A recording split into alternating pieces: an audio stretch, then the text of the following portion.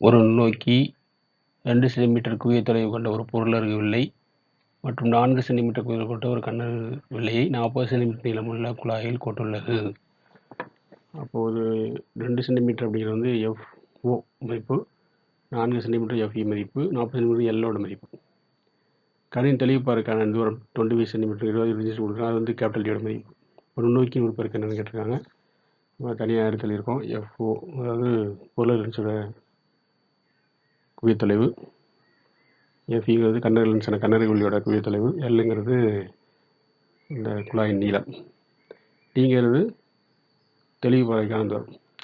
தெளிவுப்பாறைக்கான உறுப்பருக்கம் பார்க்கும்போது அதாவது என்னென்னா நார்மல் அட்ஜஸ்ட்மெண்ட்டுக்கான அந்த மேக்னிஃபிகேஷன் சொல்லுவாங்க M.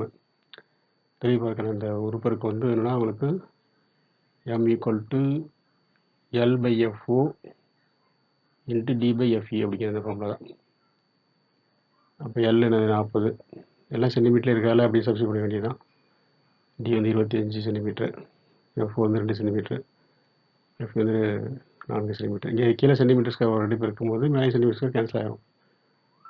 அப்போ வந்து இதை 4 வந்து அடித்தோன்னா உங்களுக்கு 10 வரும், 2யும் 10 அடித்தோன்னா 5 வரும். அப்போ 5 25 எவ்வளோ? 125. அப்போ ஆப்ஷன் 2 தான் சரியான விடை. நன்றி.